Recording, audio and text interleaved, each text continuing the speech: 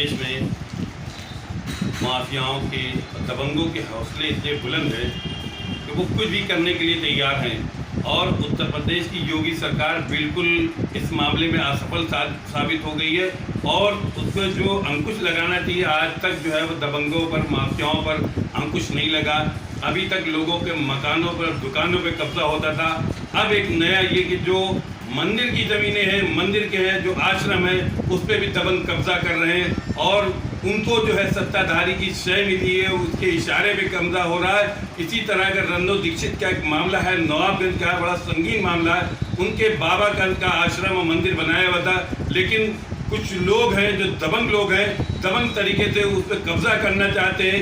इसमें उनके बाबा की मौत हो गई और पति भी, तो स्थिति बहुत ख़राब है, हर तरह से ख़राब है। लेकिन उत्तर प्रदेश की सरकार जो ये कहती है कि हमने कानून और व्यवस्था को पूरी तरह दुरुस्त कर लिया है, माफियाओं पर लगाम लगा ली है, वो बिल्कुल झूठ साबित हो रहा है। और माफिया को लगाम नहीं, बस चंद लोगों पर लगाम लगाए। माफिया आज भी घूम रहे हैं, उत्तर प्रदेश सरकार में दंदनाते हुए घूम रहे हैं।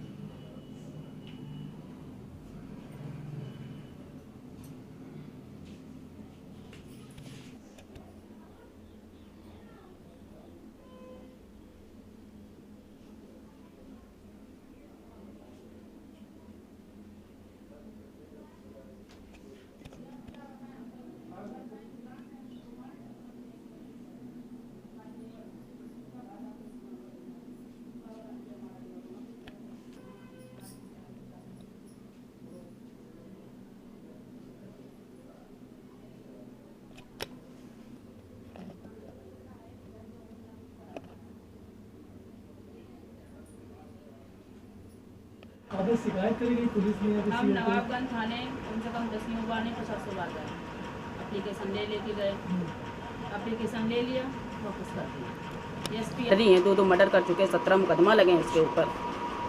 लेकिन वही गुंडाई और पैसा, ना हमारे पास पैसा है, ना गुंडाई है, ना कोई ताकत है।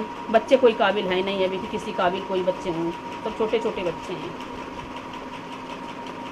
हम कुछ तरीके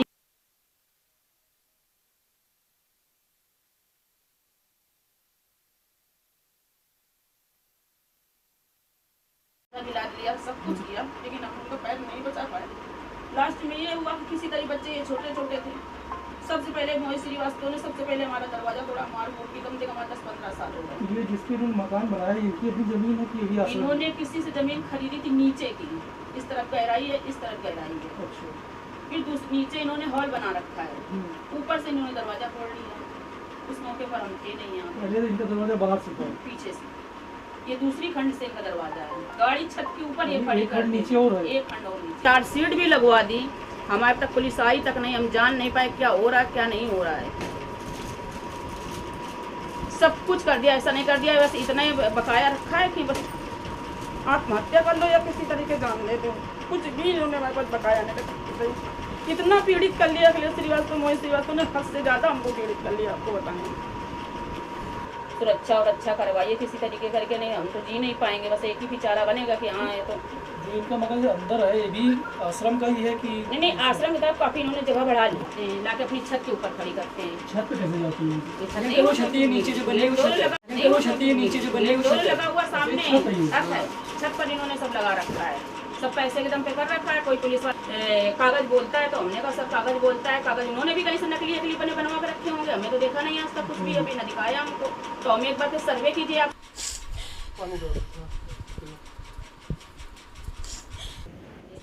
ये राम स्वरूप ब्रह्मचारी आश्रम है और ये हमारे पितिया ससुर थे।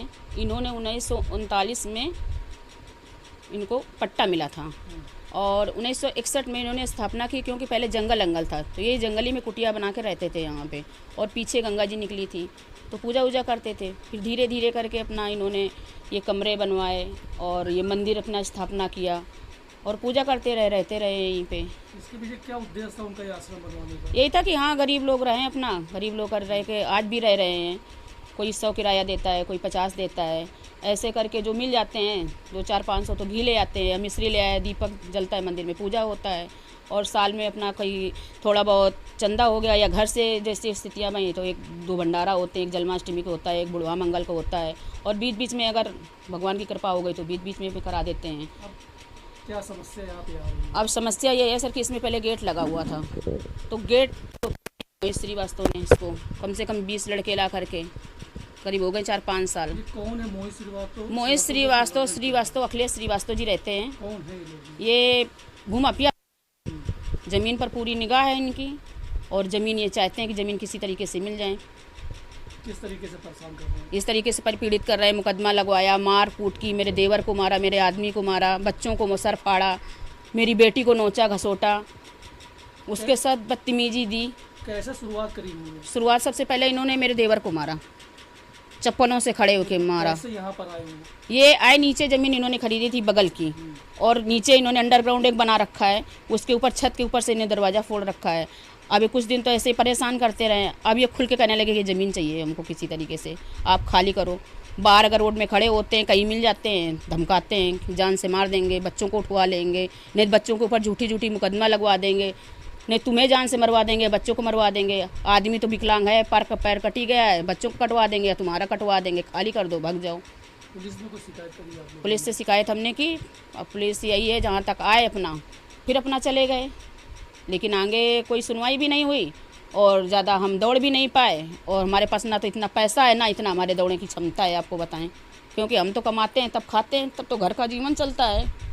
कोई हमारे पास इतना तो धन है नहीं कि हाँ जहाँ पे मांगा 50,000 दे दो या 10,000 दे दो या 5,000 दे दो तो हम कहीं दे जा करके, ये तो हमारी इतनी क्षमता है नहीं कहीं भी। क्या लग रहा है आपको कि जिस हिसाब से तमाम पलायन हो रहे लोग दहशत में जी रहे हैं, आपको भी कुछ दहशत महसूस? हमें तो दहशत ये महसूस हो रही है कि बस अब आत्महत्या कर लो किसी तरीके, यहाँ रहना या छोड़ दो, या बच्चों को लेकर के आत्महत्या कर लो यहाँ पे। अब बिल्कुल इच्छा, बिल्कुल आत्मा भर गई है, जीने की बिल्कुल इच्छा ही नहीं रह गई, आपको बताएं। यहाँ भाजपा की सरकार है, योगी बैठे हुए हैं, मंदिर मस्जिद अबे हमने की बात कर रहे हैं। हमने भी योगी को ये पोर्टल क्या बोलते हैं इतना जानते नहीं, क्योंकि इतना पढ़े ले। हाँ हमने उसमें भी डाला, हमारी कोई कार्रवाई नहीं, महिला आयोग में डाला, कमिश्नर में डाला, गृह सचिव में डाला, पुलिस कमिश्नर में डाला, महिला आयोग में माननीय मुख्यमंत्री इसमें भी डाला, सब जगह डाल चुके हैं, लेकिन अभी आज तक तो कोई हमारी सुनवाई हुई नहीं किसी तरीके से भी, और हम बहुत पीड़ित हो चुके हैं। बस हम यही जानते हैं कि हमारा ये आश्रम बचा रहा है, इसका गेट लग जाए, इसमें बाउंड्री हो जाए, चारों तरफ ज़मीन कट रही है, किसी तरीके करके मंदिर बन जाए। देवर हमारे इस समय परमात्मा हो गए हैं, एक टूटा घाट है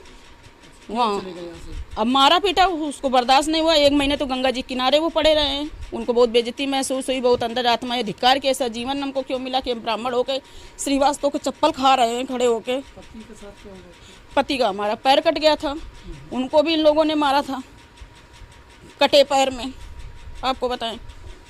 तो पति भी ये हमसे बोले कि तुम मरो यहाँ रहो बच्चों को लेके, हम तो अपनी बेइज्जती करा नहीं पाएंगे, इस तरह की तरीके से इस तरह जीवन नहीं जी पाएंगे। तो वो भी नागा बन गए, आपको बताएं, महात्मा बन गए, हमारा तो जीवन ही एकदम बर्बाद हो गया। बच्चों के सहारे हम जीते किसी तरीके, अगर बच्चे ना हो तो हम जी नहीं सकते, आपको बताएं, ऐसा हमारा जीवन है। बस ये है कि आज जी रहे हैं, किसी तरह की रोटी खा रहे हैं, चल रहे हैं और दुनिया को दिखाने को हंस रहे हैं। आप ये समझ लीजिए, बाकी हमारा जीवन में कुछ रह ही नहीं गया। इतना इन लोगों ने हमको पीड़ित परेशान कर लिया है, आपको बताएं, बहुत हम परेशान हो चुके हैं।